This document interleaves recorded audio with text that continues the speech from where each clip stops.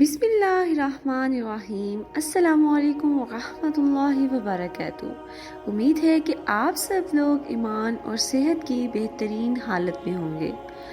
آج کی اپنی اس ویڈیو میں ہم جانیں گے کہ قارون کون تھا اور اس کے پاس اتنی دولت بھلا کیسے اکٹھی ہوئی، قارون کی شاہانہ زندگی کیسی تھی اور اس کا انجام کیسا ہوا۔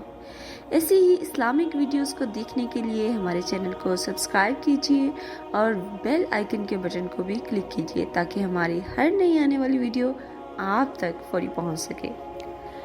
قارون دراصل حضرت موسیٰ علیہ السلام کے چچا یسر کا بیٹا تھا۔ قارون بہت ہی خوبصورت تھا۔ اس کی خوبصورتی سے متاثر ہو کر لوگ اس کو منور بھی کہا کرتے تھے۔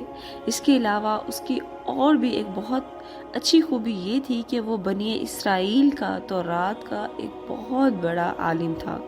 وہ ایک ملنسار انسان تھا جس کا اخلاق بہت اعلیٰ تھا۔ یہی وہ تمام وجوہات تھیں جس کی وجہ سے لوگ اس سے بہت متاثر تھے اور اس کا بہت ادب و احترام کرتے تھے۔ مگر جیسے ہی وہ دولت مند ہوا، اس کی عادتوں میں ایک تغیر پیدا ہو گیا اور وہ بہت زیادہ متکبر اور مغرور ہو گیا۔ وہ ایک بہت بڑا منافق تھا، حضرت موسیٰ علیہ السلام کا سخت دشمن تھا۔ قارون کا ذکر بھی قرآن پاک میں ہمیں 4 بار ملتا ہے اور اس کا نام ہمیں فرعون اور باقی بدکاروں کے ساتھ ملتا ہے۔ تورات کے مطابق اس کا نام قہار تھا۔ بظاہر تو اس سے حضرت موسیٰ علیہ السلام کا دین قبول کر لیا تھا اور وہ اپنی نماز بھی قائم کرتا تھا، تورات بھی پڑھتا تھا، مگر وہ منافق تھا اور کمزور عقیدے کا مالک بھی۔ اسی لیے وہ کامل ایمان نہ رکھتا تھا۔ وہ بس چاہتا تھا کہ لوگ اس سے متاثر رہیں تاکہ وہ ان کو فریب دے سکے۔ وہ لوگوں سے ان کی فصلیں پیشگی خرید لیتا، پھر ان فصلوں کو مہنگے داموں میں فروخت کرتا تھا، ناپ تول میں کمی کرتا، دھوکہ دیتا، نا انصافی کرتا۔ اس کے علاوہ وہ سود خور بھی تھا۔ جتنا اس کا بس چلتا لوگوں پر ظلم و ستم کر سکتا تھا کرتا تھا۔ یوں کہنا بہتر ہوگا کہ نا انصافی کر کے اس نے بے تحاشا دولت کے انبار اکٹھے کر لیے، اور یوں بھی کہنا بہتر ہوگا کہ وہ خدا پرست نہیں تھا بلکہ دولت پرست تھا، کیونکہ اس کی اولین ترجیح ہمیشہ دولت ہی تھی جسے وہ صرف اور صرف اپنی ہی ذات پر خرچ کرتا۔ اس نے اپنے لیے ایک بہت ہی عمدہ محل تعمیر کروایا تھا جن کی دیواریں سونے اور دیگر قیمتی جواہرات سے مزین کی گئیں، حتیٰ کہ اپنے جانوروں جیسے کہ اونٹوں اور گھوڑوں کو بھی سونے اور جواہرات سے مزین کیے رکھتا۔ قارون کے پاس سینکڑوں غلام اور کنیزیں تھیں۔ وہ اپنے غرور و تکبر میں ان سے بہت ناروا سلوک اختیار کرتا، ان کو مجبور کرتا کہ وہ زمین پر گر کر اس کے پاؤں پر بوسہ کریں اور سجدہ بھی بجا لائیں۔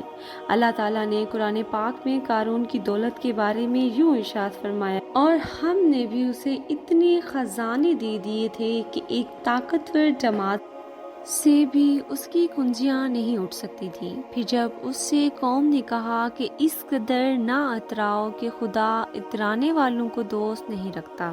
کچھ روایات سے یہ بھی پتہ چلتا ہے کہ 70 اونٹ صرف اور صرف اس کے خزانے کی چابیاں اٹھائے ہوئے ہوتے تھے۔ بعض دانشور مومن لوگ قارون کو نصیحت کرتے اور کہتے کہ اے قارون، یہ تمام دولت اور مال کس کے لیے ذخیرہ کر رہے ہو؟ کیوں لوگوں پر اتنے ظلم ڈھاتے ہو؟ خدا کو آخر کیا جواب دو گے؟ لوگوں کا حق کیوں کھاتے ہو؟ غریبوں اور ناداروں کے کام آخر کیوں نہیں آتے اور نیکی میں سبقت کیوں نہیں لے جاتے؟ قارون اپنے غرور و تکبر میں جواب دیتا کہ کسی کو ان باتوں کا حق نہیں پہنچتا، میں اپنی دولت خرچ کرتا ہوں۔ وہ دانش اور مومن لوگ کہتے کہ اتنی دولت کبھی بھی حق اور سچ سے اکٹھی ہو ہی نہیں سکتی۔ اگر تم نے ناانصافی نہ کی ہوتی، جھوٹ نہ بولا ہوتا اور سود نہ کھایا ہوتا تو کبھی بھی اتنے بڑے سرمایہ کے مالک نہ ہوتے۔ یوں تم بھی دوسرے لوگوں کی طرح ایک عام انسان ہوتے۔ قارون ان کی بات سن کر کہتا، نہیں، میں دوسرے لوگوں کی طرح ایک عام انسان تھوڑی ہی ہوں، میں تو بہت محنتی اور ایک ہوشیار آدمی ہوں، اسی لیے دولت مند ہوں۔ دوسرے لوگ بھی چاہیں محنت کریں، زحمت اٹھائیں تاکہ وہ بھی میری طرح دولت مند ہو سکیں۔ میں کیوں بلا وجہ ہر کسی کی مدد کرتا پھروں؟ مومن لوگ اس کو سمجھاتے کہ یہ مال و دولت سب فانی اور عارضی ہے، یہ اللہ کی طرف سے ایک آزمائش ہے، اس کو سمجھو اور جانو اور اپنی دولت کو مخلوق خدا کے لیے استعمال کرو اور ایسے کاموں میں خرچ نہ کرو جسے خدا پسند نہ کرتا ہو، تاکہ تم نیک اور پرہیزگار بن سکو۔ مگر وہ متکبر شخص مومنین کی باتوں پر ہنستا، ان کا مذاق اڑاتا اور بڑے غرور سے ان کو کہتا، بے فائدہ مجھے نصیحت نہ کرو، میں تم میں سب سے بہتر ہوں اور اللہ پر بھی کامل ایمان رکھتا ہوں، جاؤ جا کر تم اپنا کام کرو، اپنی فکر کرو۔ جب اللہ تبارک و تعالیٰ نے زکوٰۃ کا حکم جاری کیا تو اس نے حضرت موسیٰ علیہ السلام کے روبرو یہ عہد کیا کہ وہ اپنے مال کا 1000واں حصہ زکوٰۃ نکالے گا۔ مگر جب اپنے مال کا اس نے حساب لگایا تو ایک بہت بڑی دولت زکوٰۃ میں نکلتی تھی، اور اس کے حرص اور بخل نے اس کو زکوٰۃ کا منکر بنا دیا۔ اس کے ساتھ ساتھ اس نے لوگوں کو بھی گمراہ کیا کہ حضرت موسیٰ علیہ السلام اس بہانے سے تمہارا مال لے لینا چاہتے ہیں۔ اسی غرض سے قارون نے ایک بہت بھیانک چال چلی۔ اس نے ایک عورت کو بہت ساری دولت دے کر اس بات پر آمادہ کر لیا کہ وہ آپ علیہ السلام پر بدکاری کا الزام لگائے۔ چنانچہ عین اس وقت جب حضرت موسیٰ علیہ السلام عبادت کر رہے تھے تو قارون بولا، آپ نے فلاں عورت سے بدکاری کی ہے اور یہاں پر بیٹھے عبادت کر رہے ہیں۔ آپ علیہ السلام نے فرمایا کہ اس عورت کو میرے سامنے لاؤ۔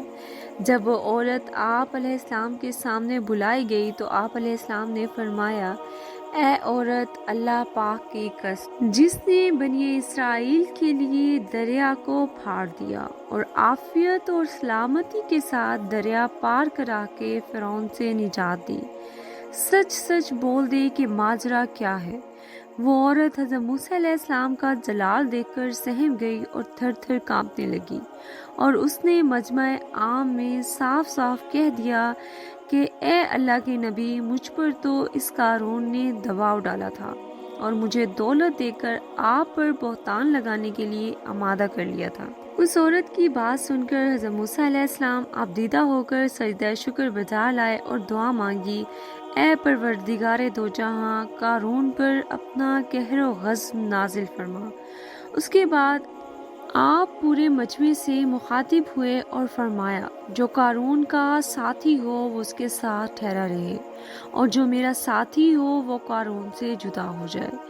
تو دو بد نصیبوں کے سوا سارا بنی اسرائیل قارون سے الگ ہو گیا۔ تو حضرت موسیٰ علیہ السلام نے زمین کو حکم دیا، اے زمین تو اس کو پکڑ لے۔ تو زمین نے قارون کو گھٹنوں تک پکڑ لیا، وہ زمین کے اندر گھٹنوں تک دھنس گیا۔ پھر حضرت موسیٰ علیہ السلام نے دوبارہ زمین سے فرمایا، اے زمین اس کو اور پکڑ۔ یوں وہ متکبر شخص کمر تک زمین میں دھنس گیا۔ یہ دیکھ کر قارون رونے لگا، فریادیں کرنے لگا، مگر حضرت موسیٰ علیہ السلام نے اس کی کسی بھی فریاد کو نہ سنا۔ یوں وہ شخص زمین میں دھنس گیا اور غرق ہو گیا۔ وہ دو بدبخت لوگ جو قارون کے ساتھی تھے، وہ لوگوں سے کہنے لگے کہ حضرت موسیٰ علیہ السلام نے قارون کو اس لیے زمین میں دھنسا دیا ہے تاکہ وہ اس کے خزانوں اور محل پر خود قبضہ کر سکے۔ حضرت موسیٰ علیہ السلام نے اللہ کے حضور دعا فرمائی کہ قارون کا محل اور اس کا تمام تر خزانہ بھی زمین میں دھنس جائے۔ یوں وہ محل جو کہ سونے اور قیمتی جواہرات سے تعمیر کیا گیا تھا، اور خزانہ جس میں سونا، چاندی اور بیش قیمت ہیرے جواہرات تھے، سب اللہ کے حکم سے زمین میں دھنس گئے۔ یہ عبرتناک واقعہ ہمیں یہ سبق دیتا ہے کہ اگر رب تعالیٰ رحمت فرمائے اور آپ کو مال و دولت عطا فرمائے تو اس فرض کو لازم جانیں کہ اپنے مال کی زکوٰۃ لازماً ادا کریں۔ ہرگز اپنے مال و دولت پر غرور اور گھمنڈ کر کے نہ اترائیں، کیونکہ اللہ رب العزت ہی یہ سب نوازتا ہے اور جب وہ چاہتا ہے وہ سب واپس بھی لے سکتا ہے۔ اسی لیے تقوی اختیار کریں اور عاجزی کا پیکر بن جائیں، اپنے اخلاق کو بلند رکھیں، کبھی بھی انبیاء کرام یا صحابہ کرام یا اولیاء کرام یا صالحین کی ایذائے رسانی اور بدگوئی نہ کریں، کیونکہ ان کی دعا اور بد دعا سے وہ ہو جاتا ہے جس کا لوگ تصور بھی نہیں کر سکتے۔ اللہ تعالیٰ ہم سب کو دنیا اور آخرت کی کامیابی نصیب فرمائے، آمین۔ اسی کے ساتھ اگر آپ کو ہماری یہ ویڈیو پسند آئے تو ہماری ویڈیو کو لائک کیجیے، شیئر کیجیے اور کمنٹس بھی کیجیے۔ جزاک اللہ خیرہ۔